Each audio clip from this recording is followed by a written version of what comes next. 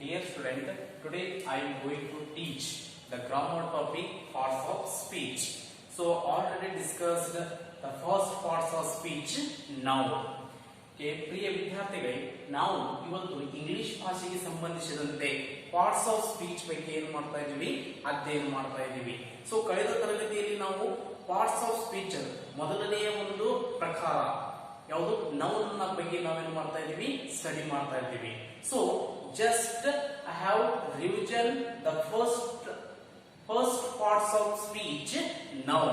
So ಈಗ ನಾನು ಕಳೆದ ತರಗತಿಯಲ್ಲಿ ಹೇಳಿದಂತಹ ಮೊದಲನೆಯ ಶಬ್ದದ ಪ್ರಕಾರ ಪಾರ್ಟ್ಸ್ ಆಫ್ ಸ್ಪೀಚ್ ನೌನ್ ಬಗ್ಗೆ ಸ್ವಲ್ಪ ಏನು ಮಾಡ್ತೀನಿ, ರಿವಿಷನ್ ಮಾಡ್ತೀನಿ. So first parts of speech noun. Noun, what is noun? So ನಾನು ಮೊದಲಿಗೆ ಹೇಳಿದ್ದೀನಿ ನೌನ್ ಅಂದ್ರೆ ಏನು. Noun is a name of the person, place or things. ಯಾವುದೇ ಒಂದು ವ್ಯಕ್ತಿಯ ಹೆಸರಿರಬಹುದು ಅಥವಾ ಸ್ಥಳದ ಹೆಸರಿರಬಹುದು ಅಥವಾ ಪ್ರಾಣಿಗಳ ಹೆಸರಿರಬಹುದು ಅಥವಾ ಯಾವುದೇ ಸಂಗತಿಗಳು ಇರಬಹುದು, ಅದಕ್ಕೆ ನಾವು ಏನಂತ ಕರಿತೀವಿ, ನೌನ್ ಅಂತ ಏನ್ ಮಾಡ್ತಾ ಇದೀವಿ, ಕರಿತೀವಿ. So noun is a name of the person, place or things. So ಇದಕ್ಕೆ ಏನಂತ ಕರಿತೀವಿ, ನಾಮಪದ ಅಂತ ಕರಿತೀವಿ ಅಂತ ನಾವು ಹೇಳಿದ್ವಿ. ಸೊ ಅದಕ್ಕೆ ಎಕ್ಸಾಂಪಲ್ ಕೂಡ ನಾನು ಕೊಟ್ಟಿದ್ದೆ. I am going to Mumbai, dog is barking. So I am going to Mumbai, ನಾನು ಏನ್ ಹೋಗ್ತಾ ಇದ್ದೀನಿ, ಮುಂಬೈಗೆ ಹೋಗ್ತಾ ಇದ್ದೀನಿ ಅಂತ ಇದೆ. ಸೊ ಇಲ್ಲಿ ಮುಂಬೈ ಏನಾಗ್ತದ, ಪ್ಲೇಸ್ ನೌನ್ ಆಗ್ತದ. ಡಾಗ್ ಈಸ್ ಬಾರ್ಕಿಂಗ್, ನಾಯಿ ಏನ್ ಮಾಡ್ತಾ ಇದೆ, ಬೊಗಳ್ತಾ ಇದೆ. ಸೊ ಇಲ್ಲಿ ಡಾಗ್ ಏನಾಗ್ತದ, ಅಲ್ಲಿ ನೌನ್ ಯಾವ್ದಾಗ್ತದ, ಡಾಗ್ ಆಗ್ತದ. ಸೊ ಅನಿಮಲ್ ನೌನ್ ಆಗ್ತದ. ಸೊ ಇದನ್ನೆಲ್ಲವೂ ನಾವೇನ್ ಮಾಡಿದೀವಿ, ಹಿಂದಿನ ತರಗತಿಯಲ್ಲಿ ನಾವು ಅಧ್ಯಯನ ಮಾಡಿದೀವಿ. ಸೊ ಇಲ್ಲಿ ಕೈಂಡ್ಸ್ ಆಫ್ ನೌನ್, ಒಂದು ನಾಮಪದದ ಪ್ರಕಾರಗಳು. ಸೊ ಕೈಂಡ್ಸ್ ಆಫ್ ನೌನ್ ಅಲ್ಲಿ ನಾವು ಯಾವ್ದನ್ನ ಅಧ್ಯಯನ ಮಾಡಿದೀವಿ, proper noun and common noun. So ನಾವು ಯಾವ್ದನ್ನ ಅಧ್ಯಯನ ಮಾಡಿದೀವಿ, ಪ್ರಾಪರ್ ನೌನ್ ಅಂಕಿತ ನಾಮ ಅಂಡ್ ಕಾಮನ್ ನೌನ್ ಬಗ್ಗೆ ಕೂಡ ಏನ್ ಮಾಡಿದೀವಿ, ಅಧ್ಯಯನ ಮಾಡಿದೀವಿ. ಪ್ರಾಪರ್ ನೌನ್ ಅಂಕಿತ ನಾಮಪದ. ಪ್ರಾಪರ್ ನೌನ್ ಅಂತ ನಾವೇನ್ ಹೇಳಿದೀವಿ, it is the name of particular person, place or things. ನಿರ್ದಿಷ್ಟವಾಗಿ ಖಚಿತವಾಗಿ ಇರುವಂತಹ ಒಂದು ವ್ಯಕ್ತಿ ಹೆಸರು, ಸ್ಥಳದ ಹೆಸರು, ಪ್ರಾಣಿ ಹೆಸರು ನಾವೇನಂತ ಕರಿತೀವಿ, ಪ್ರಾಪರ್ ನೌನ್ ಅಂತ ಏನ್ ಮಾಡ್ತಾ ಇರ್ತೀವಿ, ಕರಿತೀವಿ ಅಂತ ಹಿಂದಿನ ತರಗತಿಯಲ್ಲಿ ಅಧ್ಯಯನ ಮಾಡಿದೀವಿ. ಕಾಮನ್ ನೌನ್, ಕಾಮನ್ ನೌನ್ ಅಂತ ಏನು ಅಧ್ಯಯನ ಮಾಡಿದೀವಿ, it is the name of that can be given to all person, place or things of the same class or kinds. ಅಂದ್ರ ಕಾಮನ್ ನೌನ್ ಅಂತ ನಾವು ಅದಕ್ಕೆ ನೋಡಿದ್ರೆ ಯಾವುದೇ ಒಂದು ವಸ್ತುವನ್ನು ಬಹಳಷ್ಟು ಜನ ಒಂದೇ ಹೆಸರಿನಿಂದ ಕರೀತಾರಲ್ಲ, ಅದಕ್ಕೆ ನಾವೇನಂತ ಕರಿತೀವಿ, ಕಾಮನ್ ನೌನ್ ಅಂತ ನಾವೇನ್ ಮಾಡ್ತೀವಿ, ಕರಿತೀವಿ. ಫಾರ್ ಎಕ್ಸಾಂಪಲ್ ಪೆನ್, ಬುಕ್, ಹೊಟ್ಟೆ, ಡಾಕ್ಟರ್, ಟೀಚರ್, ಗರ್ಲ್. ಸೊ ಮೊದಲಿಂದ ಕಾಮನ್ ಆಗಿ ಕರೀತಾ ಇದ್ರು, ನಾವು ಕರೀತಾ ಇದ್ವಿ, ಮುಂದೆ ಕೂಡ ಏನ್ ಮಾಡ್ತಾ ಇದ್ದಾರೆ, ಕರೀತಾರೆ. ಸೊ ಅದಕ್ಕೆ ನಾವೇನ್ ಮಾಡಿದ್ವಿ, proper noun and common noun. Proper noun and common noun. Common noun. So ಇಲ್ಲಿ ಪ್ರಾಪರ್ ಅಂಕಿತ ನಾಮಪದ, ಕಾಮನ್ ನೌನ್ ಸಾಮಾನ್ಯ ನಾಮಪದ. So the difference between proper noun and common noun, ಅಂಕಿತ ನಾಮಪದ ಮತ್ತು ಒಂದು ಅಲ್ಲಿ ಕಾಮನ್ ಸಾಮಾನ್ಯ ನಾಮಪದ. ಸೊ ಅದಕ್ಕೆ ಇನ್ನೊಂದು ಹೆಸರಿಂದ ಕರೀತಾರೆ ಅನುವರ್ತಕ ನಾಮಪದ ಅಂತ ಕೂಡ ಕರೀತಾರೆ. ಸೊ ಇಲ್ಲಿ ನಾವು ಏನ್ ಮಾಡಿದ್ವಿ, the difference between proper noun and common noun. So proper noun ಮತ್ತು ಕಾಮನ್ ನೌನ್ ಇರುವಂತಹ ವ್ಯತ್ಯಾಸ ಏನು? ಫಾರ್ ಎಕ್ಸಾಂಪಲ್ಸ್ ನೋಡ್ರಿ, proper noun, yes common noun. So ನಾವಿಲ್ಲಿ ಫಸ್ಟ್ ಗೆ ನೋಡ್ರಿ, ಇಲ್ಲಿ ಕಾಮನ್ ನೌನ್ ಅಲ್ಲಿ ಪೆನ್ ಅಂತ ಇದೆ ತಿಳ್ಕೊಳ್ಳಿ. ಏನಿದೆ, pen. Pen is common noun. ಒಂದು ಪೆನ್ ಗೆ ಮೊದಲು ಪೆನ್ ಅಂತ ಕರೀತಿದ್ರು, ನಾವು ಪೆನ್ ಅಂತ ಕರಿತೀವಿ, ಮುಂದಿನವರು ಕೂಡ ಏನ್ ಮಾಡ್ತಾರೆ, ಪೆನ್ ಅಂತ ಕರೀತಾರೆ. Common noun. Then car. Car is a common noun. So ಇಲ್ಲಿ ಕಾರ್ ಎನ್ನುವುದು ಏನಿದೆ, ಇಲ್ಲಿ ಕಾಮನ್ ನೌನ್ ಇದೆ. So what is the difference between proper noun and common noun? ಒಂದು ಸಾಮಾನ್ಯ ನಾಮಪದಕ್ಕೂ ಮತ್ತು ಅಂಕಿತ ನಾಮಪದಕ್ಕೂ ಇರುವಂತ ವ್ಯತ್ಯಾಸ ಗೊತ್ತಾಗ್ತದೆ ನೋಡಿ. Proper noun, common noun. Pen common noun, car common noun. So ಇಲ್ಲಿ pen common noun, proper noun ಅಂತ ನಾನು ಅಂದ್ರೆ ಬ್ರೈಟ್ ಪೆನ್. ಬ್ರೈಟ್ ಪೆನ್ ನೋಡ್ರಿ, ಇಲ್ಲಿ ವ್ಯತ್ಯಾಸ ನಿಮ್ಗೆ ಗೊತ್ತಾಗ್ತದ. ಯಾವ ಪೆನ್ ನಿರ್ದಿಷ್ಟ ಪೆನ್ ಅನ್ನೋದು ಸಾಕಷ್ಟು ಪೆನ್ಗಳು ಇರ್ತವೆ, ಬಟ್ ಬ್ರೈಟ್ ಅನ್ನೋದು ಪ್ರಾಪರ್. ಯಾವ ಪೆನ್ನು? Bright pen. ಸೊ ಇದು proper name, proper noun. So ಇಲ್ಲಿ ನಾವು ಏನ್ ನೋಡ್ತಾ ಇದೀವಿ, ಇಲ್ಲಿ ಒಂದು ಹೆಸರನ್ನ ನೋಡ್ತೀವಿ. ಯಾವ ಪೆನ್ ಅಂತ ನೋಡಿದಾಗ ಬ್ರೈಟ್ ಪೆನ್ ಅಂತ ಕರಿತೀವಿ. ಕಾರ್, ಕಾರ್ ಅಂದ ತಕ್ಷಣ ನೋಡುದು ಸ್ವಿಫ್ಟ್ ಕಾರ್ ಅನ್ನಬಹುದು, ಸ್ವಿಫ್ಟ್ ಕಾರ್ ಅಥವಾ ಮಾರುತಿ ಕಾರ್. ಸೊ ಇಲ್ಲಿ common noun, proper noun. Proper ಅಂದ್ರೆ ನಾವು ನಿರ್ದಿಷ್ಟವಾಗಿ ನಾವು ಏನ್ ನೋಡಿದೀವಿ, ಇಲ್ಲಿ ಮತ್ತೆ ಹೆಸರನ್ನ ನೋಡಿದೀವಿ. ಸೊ ಪೆನ್ ನಲ್ಲಿ ಸಾಕಷ್ಟು ವಿಧ ಇದಾವೆ, ಬಟ್ ನಮಗೆ ಯಾವ ಪೆನ್ನು? Bright pen.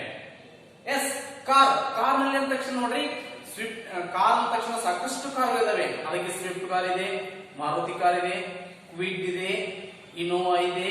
ಸೊ ಹೀಗೆ ಸಾಕಷ್ಟು ವಿವಿಧ ರೀತಿಯಾದಂತಹ ಕಾರನ್ನು ನೋಡ್ತೀವಿ.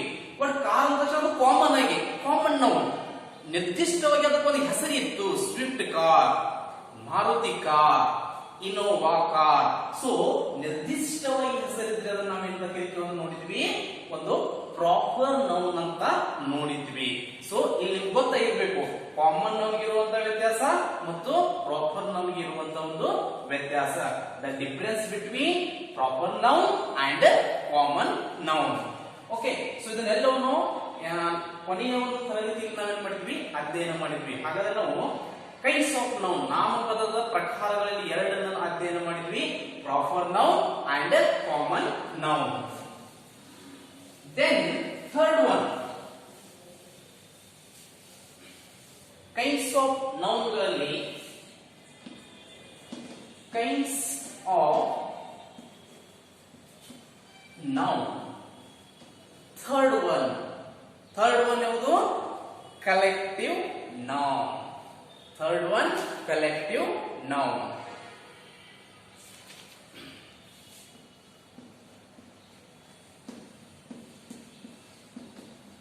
Collective noun. So proper noun ಅಂಕಿತ ನಾಮ, ಕಾಮನ್ ನೌನ್ ಸಾಮಾನ್ಯ ಅಥವಾ ಅನ್ವರ್ಥಕ ನಾಮ, ಕಲೆಕ್ಟಿವ್ ನೌನ್ ಮೀನ್ಸ್ ರೂಢನಾಮ ಅಥವಾ ಸಮೂಹವಾಚಕ ನಾಮ. ರೂಢನಾಮ ಅಥವಾ ಸಮೂಹವಾಚಕ ನಾಮಪದ. ಸಮೂಹವಾಚಕ ನಾಮಪದ ನೋಡಲಿ. Collective noun, collective noun means ರೂಢನಾಮ ಆರ್ ಸಮೂಹವಾಚಕ ನಾಮಪದ. So what is collective noun? So collective noun, it is the name given to the group. It is the name given to group. Notably, collective noun means it is the name given to group. So now ನೋಡ್ತೀವಿ collective ಅಂದ್ರೆ ರೂಢನಾಮ ಅಥವಾ ಸಮೂಹವಾಚಕ ನಾಮಪದ. So collective noun, it is the name given to group of person,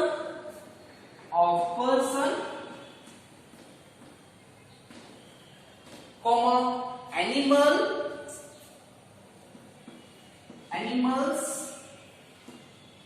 animals, do, place taken together.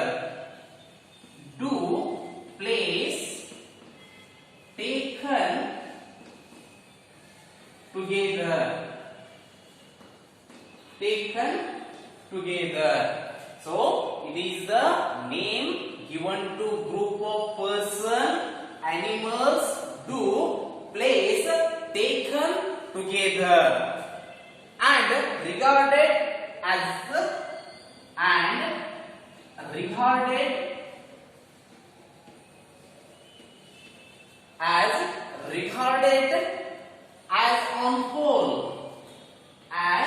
on whole. Dear student, what is collective noun? It is the name given to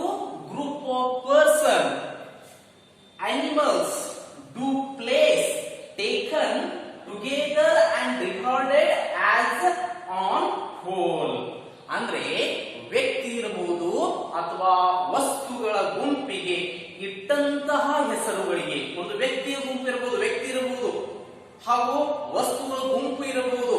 ಒಂದು ವಸ್ತುಗಳ ಗುಂಪಿಗೆ ಇಟ್ಟಂತಹ ಹೆಸರುಗಳು ಇತ್ತಂದ್ರೆ ಒಂದು ವ್ಯಕ್ತಿ ಅಥವಾ ಒಂದು ಸಮೂಹ, ಒಂದು ಗುಂಪು, ವಸ್ತುಗಳ ಗುಂಪು, ಅದಕ್ಕೆ ನಾವೇನ್ ಮಾಡ್ತಾ ಇರ್ತೀವಿ, ಕಲೆಕ್ಟಿವ್ ನೌನ್ ಅಂತ ಕರೀತಾ ಇರ್ತೀವಿ. ನೋಡ್ರಿ, it is the name given to the group of person, animals, to place taken together and regarded as an whole.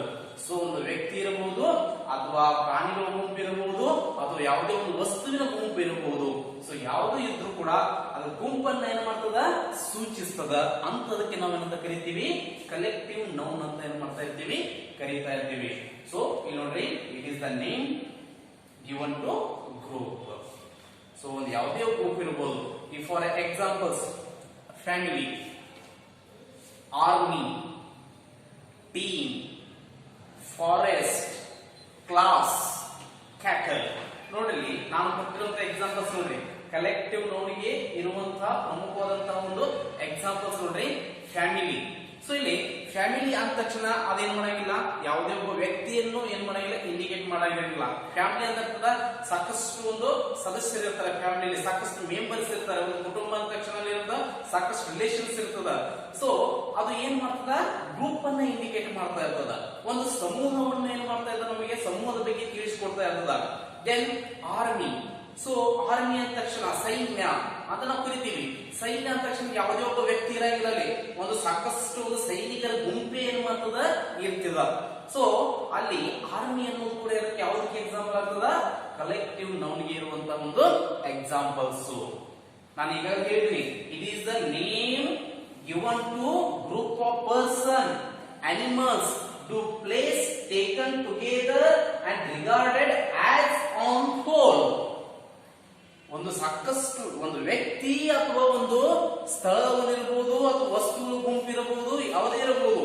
So ಅವಾಗ ಏನ್ ಮಾಡ್ತೀವಿ, ಒಂದು ಪ್ರಾಣಿಗಳ ಗುಂಪು ಇರಬಹುದು. ಸೊ ಒಂದು ಗುಂಪನ್ನ ಇಂಡಿಕೇಟ್ ಮಾಡ್ತಾ ಇದ್ರೆ, ಒಂದು ಸಮೂಹವನ್ನ ಇಂಡಿಕೇಟ್ ಮಾಡ್ತಾ ಇದ್ರೆ ಅದನ್ನ ನಾವು ಏನಂತ ಕರಿತೀವಿ, ಕಲೆಕ್ಟಿವ್ ನೌನ್ ಅಂತ ಕರಿತೀವಿ. So family is collective noun, army is collective noun.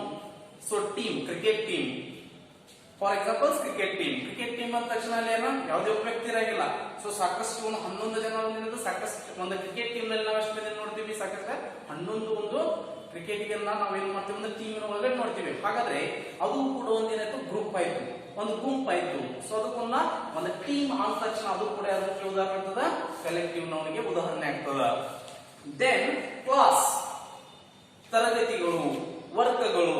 So ಒಂದು ಕ್ಲಾಸ್ ಅಂದ ತಕ್ಷಣ for example 8th standard, 9th standard, 9th class, 8th class ಅಂದ ತಕ್ಷಣ ಅಲ್ಲಿ ಕ್ಲಾಸ್ ಅಂದ ತಕ್ಷಣ ಕೇವಲ ಒಬ್ಬನೇ ಒಬ್ಬ ವಿದ್ಯಾರ್ಥಿ ಇರಂಗಿಲ್ಲ, ಒಂದು ಸಾಕಷ್ಟು ವಿದ್ಯಾರ್ಥಿಗಳು ಕೂಡಿದಾಗ ಒಂದು ಏನಾಗ್ತದೆ, ನಾವು ಅಲ್ಲಿ ಕ್ಲಾಸ್ ಅನ್ನ ಒಂದು ವರ್ಗ ಅಂತ ನಾವು ಕರಿತೀವಿ. ಯಾವುದೇ ಒಬ್ಬ ಒಂದು ಸ್ಟೂಡೆಂಟ್ ಇದ್ರೆ, ಒಬ್ಬ ವಿದ್ಯಾರ್ಥಿ ಇದ್ರೆ, ಒಬ್ಬನೇ ಇದ್ರೆ ಅದನ್ನ ನಾವು ಕ್ಲಾಸ್ ಅಂತ ಕರೆಯಂಗಿಲ್ಲ. ಒಂದು ಸಾಕದಲ್ಲಿ ಸಮೂಹ ಇರ್ತದ, ವಿದ್ಯಾರ್ಥಿಗಳ ಗುಂಪು ಇರ್ತದ, ಅದನ್ನ ನಾವು ಏನ್ ಮಾಡ್ತಾ ಇರ್ತೀವಿ, ಕ್ಲಾಸ್ ಅಂತ ಕರಿತೀವಿ. So it is the name given to group of person, animals, to place taken together and regarded as on whole. Okay, ಇದು ಈ ಸೆಂಟೆನ್ಸ್ ಅನ್ನ ಏನ್ ಮಾಡ್ರಿ, ಬರ್ಕೋರಿ. ಇದಕ್ಕೆ ನಾನು example ಬರ್ಸ್ತೀನಿ.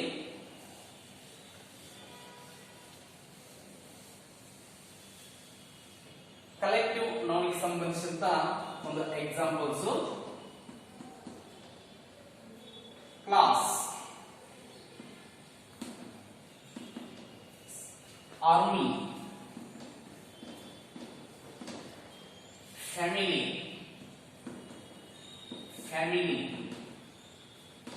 Class, army, family. Then forest,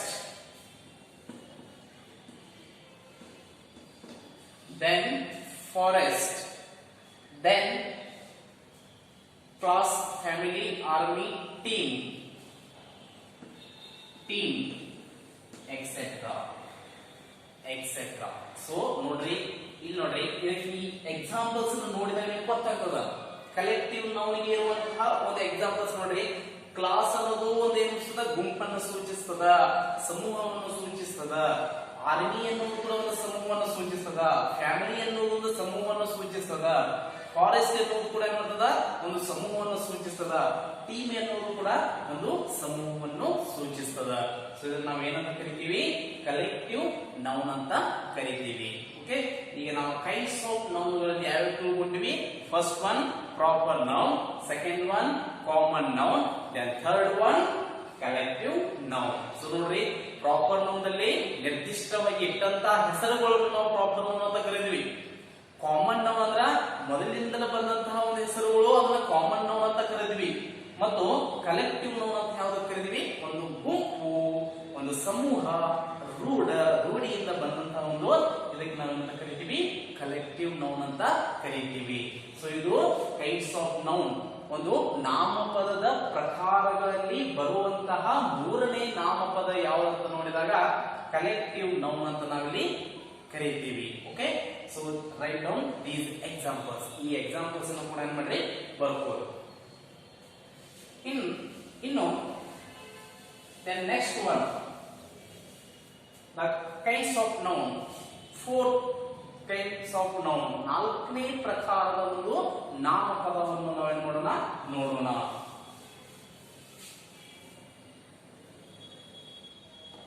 Material noun. Fourth one, material noun. Material noun. So the fourth one kinds of noun. ನಾಲ್ಕನೇ ಪ್ರಕಾರದ ಒಂದು ನಾಮಪದದ ಒಂದು ಪ್ರಕಾರ. ನಾಲ್ಕನೇದು ಮಟೀರಿಯಲ್ ನೌನ್. ಮಟೀರಿಯಲ್ ಅಂದ ತಕ್ಷಣ ನಿಮ್ಗೆ ಗೊತ್ತಾಗ್ತದ ಯಾವುದು. ಮಟೀರಿಯಲ್ ನೌನ್ ಮೀನ್ಸ್ ಯಾವ್ದನ್ನ ಕರಿತೀವಿ ನಾವು, ವಸ್ತು ವಾಚಕ ನಾಮಪದ. ಸೊ ನಿಮಗೆ ತಿಳ್ಕೊಳ್ಳಿ, ಆ ಒಂದು ಶಬ್ದದಲ್ಲಿ ನಿಮ್ಗೆ ಗೊತ್ತಾಗ್ತದ ವಸ್ತುವಾಚಕ ನಾಮಪದ ಅಂತ ಕರಿತೀವಿ. ವಸ್ತುವಾಚಕ ನಾಮಪದ. Material noun. Material nouns means ವಸ್ತುವಾಚಕ ನಾಮಪದ. So it is the name of a substance or material of which we think things are. So ಈಗ ನಾವು ಯಾವ್ದನ್ನು ನೋಡ್ತೀವಿ, ಮಟೀರಿಯಲ್ ನೌನ್, ವಸ್ತುವಾಚಕ ನಾಮಪದ ಅಂತ ಕರಿತೀವಿ. It is the name of a material. It is a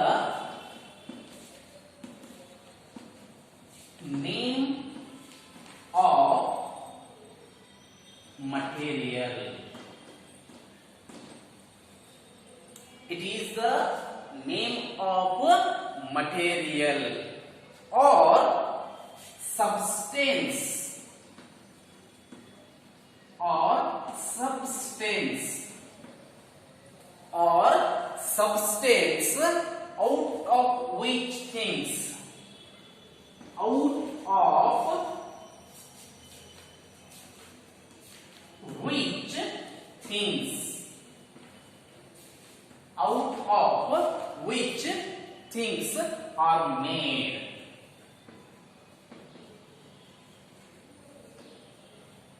Material noun. What is material noun? Material noun ಅಂತ ನಾವು ಯಾವುದಕ್ಕೆ ಕರಿತೀವಿ ಅಂದ ತಕ್ಷಣ ನಿಮಗೆ ಡೆಫಿನಿಷನ್ ಗೊತ್ತಿರಬೇಕು. ಯಾವುದಕ್ಕೆ? It is a name of material or substance out of which things are made. ಅಂದ್ರೆ ಒಂದು ವಸ್ತುವನ್ನು ತಯಾರಿಸಲು ಉಪಯೋಗಿಸುವ ವಸ್ತುವಿಗೆ ವಸ್ತುವಾಚಕ ನಾಮಪದ ಅಂತ ಕರಿತೀವಿ. ಅಂದ್ರೆ ಯಾವುದೇ ಒಂದು ವಸ್ತುವನ್ನು ತಯಾರು ಮಾಡಬೇಕಾಗಿದೆ. ಸೊ ಆ ವಸ್ತುವನ್ನು ನಿರ್ಮಿಸಲು ಸಹಾಯಕವಾಗುವಂತಹ ವಸ್ತುಗಳನ್ನು ನಾವೇನಂತ ಕರಿತೀವಿ, ಮಟೀರಿಯಲ್ ನೌನ್ ಅಂತ ಕರಿತೀವಿ. So it is a name of material. ವಸ್ತುವಾಚಕ ಅಂದ್ರೆ ಏನ್ ಮಾಡಿದ್ರು, ವಸ್ತುಗಳ ಹೆಸರೇ ಬರ್ತದಲ್ಲಿ. It is a name of material or substance out of which things are made. ಅಂದ್ರೆ ಯಾವುದೇ ಒಂದು ವಸ್ತುವನ್ನು ನಿರ್ಮಿಸಲು ಸಹಾಯ ಮಾಡುವಂತಹ ಒಂದು ವಸ್ತುವಿಗೆ ಏನಂತ ಕರಿತೀವಿ, ಮಟೀರಿಯಲ್ ನೌನ್. ಅಂದ್ರೆ ನಿಮ್ಗೆ ಸಾಮಾನ್ಯ ಗೊತ್ತಿರಬೇಕು, ಮಟೀರಿಯಲ್ ನೌನ್ ಅಂದ ತಕ್ಷಣ ಯಾವ್ದು ಬರ್ತದೆ, ಒಂದು ಯಾವುದೇ ಒಂದು ವಸ್ತು. It is the name of A material. ಯಾವುದೇ ವಸ್ತುವಿನ ಹೆಸರಿತ್ತಂದ್ರೆ ಅದು ಯಾವ ನಾಮಪದ ಅಂತ ನಾವು ಗುರುತಿಸಬೇಕು, ಮಟೀರಿಯಲ್ ನೌನ್ ಅಂತ ಗುರುತಿಸಬೇಕು.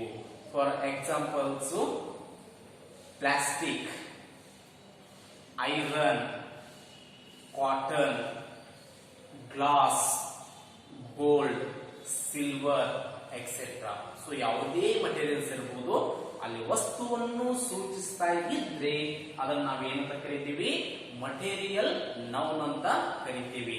ಸೊ ನೋಡ್ರಿ ಅದರ ಡೆಫಿನೇಷನ್ ಏನಿದೆ, it is a name of material or substance out of which things are made. So ಒಂದು ವಸ್ತುವಿನ, ಯಾವುದೇ ವಸ್ತುವಿಗೆ ಮಟೀರಿಯಲ್ ನೌನ್ ಅಂತ ಕರಿತೀವಿ. ಆ ವಸ್ತುವನ್ನು ನಿರ್ಮಿಸಲು ಸಹಾಯ ಮಾಡುವಂತ ಇನ್ನಿತರ ವಸ್ತುಗಳಿಗೆ ಕೂಡ ನಾವೇನಂತ ಕರಿತೀವಿ, ಮಟೀರಿಯಲ್ ನೌನ್ ಅಂತಲೇ ನಾವು ಏನ್ ಮಾಡ್ತಾ ಇರ್ತೀವಿ, ಕರೀತಾ ಇರ್ತೀವಿ. ನಾನು ಈಗಾಗಲೇ ಎಕ್ಸಾಂಪಲ್ ಕೂಡ ಕೊಟ್ಟಿದ್ದೀನಿ. ಯಾವುದನ್ನ? ಪ್ಲಾಸ್ಟಿಕ್. ಮಟೀರಿಯಲ್ ನೌನ್ಗೆ ನಾವು ಯಾವ ಎಕ್ಸಾಂಪಲ್ ಕೊಡಬಹುದು? Plastic, iron, silver, gold, then cotton,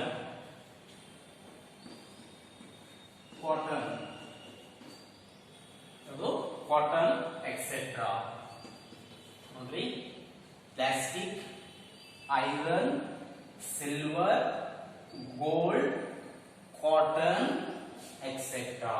ಹಾಗಾದ್ರೆ ನಾವು ಏನ್ ತಿಳ್ಕೊಂಡ್ವಿ, ಮಟೀರಿಯಲ್ಸ್ ನಲ್ಲಿ ಯಾವುದೇ ಒಂದು ವಸ್ತು ಇರಬಹುದು ಅಥವಾ ಆ ವಸ್ತುವಿಗೆ ಒಂದು ವಸ್ತುವನ್ನು ನಿರ್ಮಿಸಲು ಸಹಾಯ ಮಾಡುವಂತ ಇನ್ನಿತರ ವಸ್ತುಗಳಿಗೆ ನಾವೇನಂತ ಕರಿತೀವಿ, ಮಟೀರಿಯಲ್ ನೌನ್ ಅಂತ ಕರಿತೀವಿ. For example plastic, iron, silver, gold, cotton etcetera.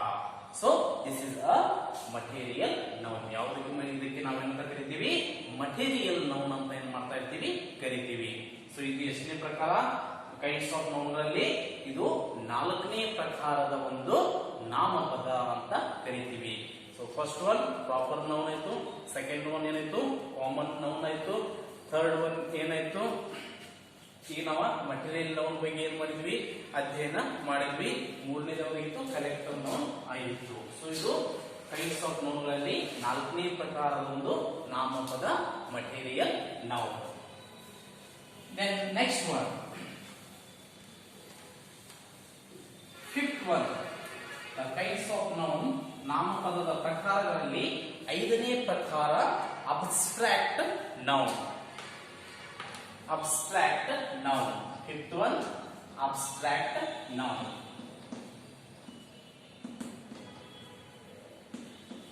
Abstract noun. So abstract noun means, ಕನ್ನಡದಲ್ಲಿ ನಾವು abstract noun ಅಂತ ನಾವು ಯಾವುದನ್ನು ಗುರುತಿಸ್ತೀವಿ ಅಂದ್ರೆ ಭಾವವಾಚಕ ನಾಮಪದ. abstract noun ಗೆ ನಾವು ಏನಂತ ಕರೀತೀವಿ, ಭಾವವಾಚಕ ನಾಮಪದ. ಭಾವವಾಚಕ ನಾಮಪದ. Abstract noun. So what is the abstract noun? ಇಲ್ಲಿ abstract noun ಅಂದ್ರೆ ಏನು? These noun cannot be seen. These noun cannot be seen,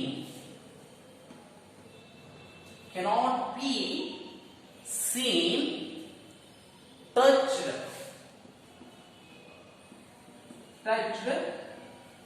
or smelled. So what is the abstract noun?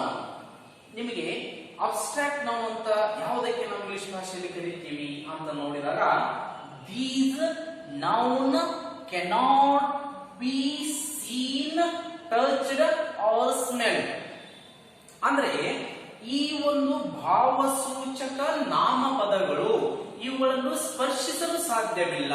ಇಲ್ಲಿ ಹೇಳಿದರೆ these noun cannot be seen, touched.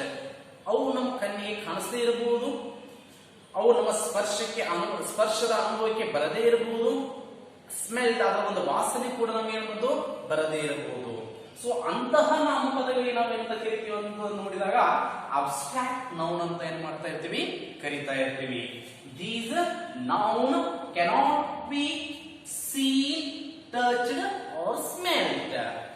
ಈ ಒಂದು ನಾಮಪದಗಳು ಇದನ್ನ ಸ್ಪರ್ಶಿಸಲು ಸಾಧ್ಯವಿಲ್ಲ, ನೋಡಲಿಕ್ಕೆ ಸಾಧ್ಯವಿಲ್ಲ, ಹಾಗೂ ಇದರ ವಾಸನೆ ಕೂಡ ಏನ್ ಮಾಡಂಗಿಲ್ಲ, ಬರಂಗಿಲ್ಲ. ಸೊ ಇಂತಹ ಒಂದು ನಾಮಪದಗಳಿಗೆ ನಾವೇನಂತ ಕರಿತೀವಿ, ಅಬ್ಸ್ಟ್ರಾಕ್ಟ್ ನೌನ್ ಅಂತ ಕರಿತೀವಿ. ಯಾವುದು? ಭಾವ ಸೂಚಕ ನಾಮಪದ. Write down these sentence. ಈ ಒಂದು ವಾಕ್ಯವನ್ನು ಬರ್ಕೊಳ್ಳಿ. These noun cannot be seen, touched or smelled. So ಇಲ್ಲಿ ನೋಡಿ, ಅಬ್ಸ್ಟ್ರಾಕ್ಟ್ ಅಂದ ತಕ್ಷಣ ನಿಮ್ಗೆ ಗೊತ್ತಾಗಬೇಕು ಕನ್ನಡದಲ್ಲಿ. Abstract noun ಎದಕ್ಕಂತೀವಿ? ಭಾವಸೂಚಕ ನಾಮಪದ, ಭಾವನೆಗಳಿಗೆ ಸಂಬಂಧಿಸಿದಂತೆ. But these noun cannot be seen, touched or smelled. For examples, love,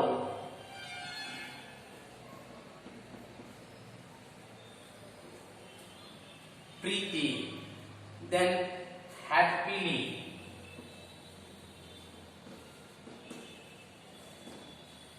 so ಇಲ್ಲಿ ಏನು ಮಾಡೋದು? happily, then next one cryly, then kind, happily, kind, etc.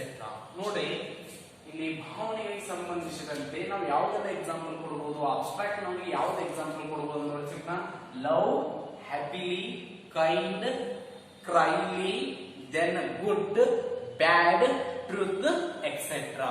ನಾವೇ ನೋಡಿ ಇದಕ್ಕೆ ಸಾಕಷ್ಟು ಎಕ್ಸಾಂಪಲ್ ಕೊಡಬಹುದು. ಅಬ್ಸ್ಟ್ರಾಕ್ಟ್ ನಮಗೆ ಎಕ್ಸಾಂಪಲ್ ಕೊಡೋ ತಕ್ಷಣ ಸಾಕಷ್ಟು ಕೊಡಬಹುದು. ಲವ್ ಕೊಡಬಹುದು, ಹ್ಯಾಪಿಲಿ ಅಂತ ಕೊಡಬಹುದು, ಕ್ರೈಲಿ ಅಂತ ಕೊಡಬಹುದು, ಕೈಂಡ್ ಅಂತ ಕೊಡಬಹುದು, ಗುಡ್ ಅಂತ ಕೊಡಬಹುದು, ಬ್ಯಾಡ್ ಅಂತ ಕೊಡಬಹುದು, ಟ್ರೂತ್ ಅಂತ ಕೂಡ ನಾವು ಮಾಡಬಹುದು ಎಕ್ಸಾಂಪಲ್ ಕೊಡಬಹುದು. ಸೊ ಒಟ್ಟಾರೆಯಾಗಿ ನಾವು ಏನ್ ತಿಳ್ಕೊಬೇಕಂದ್ರೆ, ಅಬ್ಸ್ಟ್ರಾಕ್ಟ್ ನೌನ್ ಅಂದ ತಕ್ಷಣ ನಮ್ಗೆ ಏನ್ ನೆನಪಿಗೆ ಬರಬೇಕು? These noun cannot be seen, touched or smelled. ಯಾವುದೇ ರೀತಿಯಂತ ಸ್ಪರ್ಶದ ಅನುಭವ ಏನಾಗಂಗಿಲ್ಲ, ಇಲ್ಲಿ ಸಿಗುವುದಿಲ್ಲ. ಇಂತಹ ಒಂದು ನಾಮಪದಗಳಿಗೆ ನಾವು ಎಂತ ಕರಿತೀವಿ?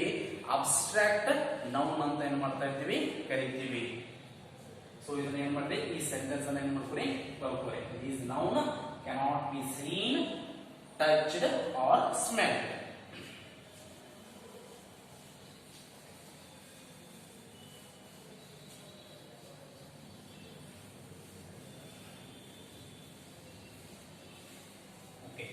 ಹಾಗಾದ್ರೆ ಕೈಂಡ್ಸ್ ಆಫ್ ನೌನ್, ನಾಮಪದದ ಪ್ರಕಾರಗಳಲ್ಲಿ ನಾವು ಯಾವುದನ್ನ ಅಧ್ಯಯನ ಮಾಡಿದ್ವಿ? First noun. ನೌನ್ ಅಂತ ಏನಂತ ತಿಳ್ಕೊಂಡ್ವಿ. ಸೊ ನೌನ್ ಅಂತ ತಕ್ಷಣ ನಿಮ್ಗೆ ಗೊತ್ತಾಗಿದೆ. ಇಂದ noun means it is a name of a person, place or things. ಇಲ್ಲಿ ಯಾವುದೇ ಸ್ಥಳ, ವ್ಯಕ್ತಿ ಇರಬಹುದು, ಸ್ಥಳದ ಹೆಸರು ಇರಬಹುದು, ಪ್ರಾಣಿಗಳ ಹೆಸರು ಇರಬಹುದು. ಅದಕ್ಕೆ ನಾವೇನಂತ ಕರಿತೀವಿ? ನಾಮಪದ ಅಂತ ಕರಿತೀವಿ. ಹಾಗಾದ್ರೆ ಕೈಂಡ್ಸ್ ಆಫ್ ನೌನ್ ಅಲ್ಲಿ ನಾವು ಯಾವುದನ್ನ ಅಧ್ಯಯನ ಮಾಡಿದ್ವಿ? ಮೊದಲಿಗೆ ಪ್ರಾಪರ್ ನೌನ್ ಬಗ್ಗೆ ಅಧ್ಯಯನ ಮಾಡಿದ್ವಿ. Proper noun. ಸೊ ನಿಮ್ಗೆ ಗೊತ್ತಾಗಿದೆ, ಈಗ ಅಧ್ಯಯನ ಮಾಡಿದ್ವಿ. ಪ್ರಾಪರ್ ನೌನ್ ಅಂತ ಒಂದು ಅಂಕಿತ ನಾಮಪದ ಅಂತ ಕರಿತೀವಿ. ಪ್ರಾಪರ್ ನೌನ್ ಮೀನ್ಸ್ ಅಂಕಿತ ನಾಮಪದ ಅಂತ ಗೊತ್ತಿದೆ. ಅಂಕಿತ ನಾಮಪದ. ದೆನ್ ಇಲ್ಲಿ ಅಂಕಿತ ನಾಮಪದ ಅಂದ್ರೆ ನಿರ್ದಿಷ್ಟವಾಗಿ ಇದ್ದಂತ ಒಂದು ಹೆಸರುಗಳನ್ನು ನಾವು ಏನಂತ ಕರಿತೀವಿ? ಪ್ರಾಪರ್ ನೌನ್ ಅಂತ ಕರಿತೀವಿ. ಸೆಕೆಂಡ್ ಒಂದು ಏನಂದ್ರೆ ಕಾಮನ್ ನೌನ್, ಸಾಮಾನ್ಯ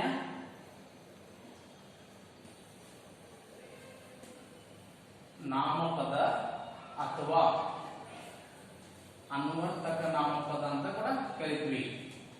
ಅನ್ವರ್ಥಕ ಅಂದ್ರೆ ಸಾಮಾನ್ಯವಾಗಿ ಒಂದು ಬಂದಂತಹ ಹೆಸರುಗಳಿಗೆ ನಾವೇನಂತ ಕರಿದ್ವಿ? ಕಾಮನ್ ನೌನ್ ಅಂತ ತಿಳ್ಕೊಂಡ್ವಿ. ನೆಕ್ಸ್ಟ್ ಒಂದು ಮೂರನೇದ ನಾವು ಕರಿದ್ವಿ ಒಂದು ಮಟೀರಿಯಲ್ ನೌನ್ ಬಗ್ಗೆ ನಾವೇನ್ ಮಾಡಿದ್ವಿ?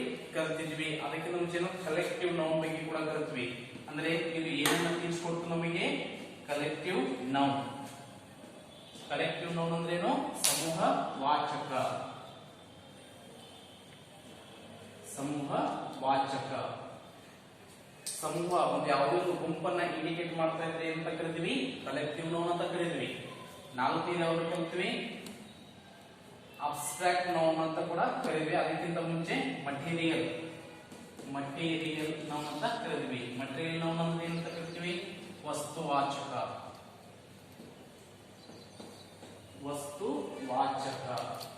ಅಂದ್ರೆ ಯಾವುದೇ ಒಂದು ವಸ್ತುವನ್ನು ಕುರಿತು ಹೇಳಬೇಕಾದ್ರೆ ನಾವೇನಂತ ಕರಿತೀವಿ? ಮಟೀರಿಯಲ್ ನೌನ್ ಅಂತ ಏನ್ ಮಾಡ್ತೀವಿ? ಕರಿತೀವಿ. ಇನ್ನು ಕೊನೆಯದಾಗಿ ಯಾವುದನ್ನು ಕರಿತೀವಿ? ಅಬ್ಸ್ಟ್ರಾಕ್ಟ್ ನೌನ್ ಅಂದ್ರೆ ಭಾವ ಸೂಚಕ. ಸೊ ಭಾವನೆಗಳ ಬಗ್ಗೆ ಹೇಳುವಂತಹ ನಾಮಪದಗಳಿಗೆ ಅಬ್ಸ್ಟ್ರಾಕ್ಟ್ ನೌನ್. ಸೊ ಅದನ್ನು ಯಾವ ಅಧ್ಯಯನ ಮಾಡಿದ್ವಿ? Proper noun, common noun, collective noun, material noun, abstract noun. ಅಂಕಿತ ನಾಮ, ಸಾಮಾನ್ಯ ನಾಮಪದ ಅಥವಾ ಅನ್ವರ್ಥಕ ನಾಮ, ಕಲೆಕ್ಟಿವ್ ಸಮೂಹವಾಚಕ, ಮಟೀರಿಯಲ್ ವಸ್ತುವಾಚಕ, ಅಬ್ಸ್ಟ್ರಾಕ್ಟ್ ಭಾವ ಸೂಚಕ. ಸೊ ಇನ್ನು ಉಳಿದಂತಹ ಕೈಂಡ್ಸ್ ಆಫ್ ನೌನ್ ನಾಮಪದದ ಪ್ರಕಾರವನ್ನು ಏನ್ ಮಾಡೋಣ? ಮುಂದಿನ ಅಧ್ಯಯನದಲ್ಲಿ ಏನ್ ಮಾಡೋಣ? ಒಂದು ತಿಳಿದುಕೊಳ್ಳೋಣ, ಅಧ್ಯಯನ ಮಾಡೋಣ ಅಂತ ಹೇಳ್ತಾ ಇದೀನಿ. ಸೊ ನೀವ್ ಏನ್ ಮಾಡ್ಬೇಕಂದ್ರೆ proper noun, common noun, collective noun, material noun, abstract noun ಗೆ ಸಂಬಂಧಿಸಿದ ಒಂದು 30 ರಿಂದ 40 ಏನ್ ಮಾಡ್ಬೇಕು? ಎಕ್ಸಾಂಪಲ್ಸ್ ಗಳನ್ನ ಬರೀಬೇಕು. Okay, thank you.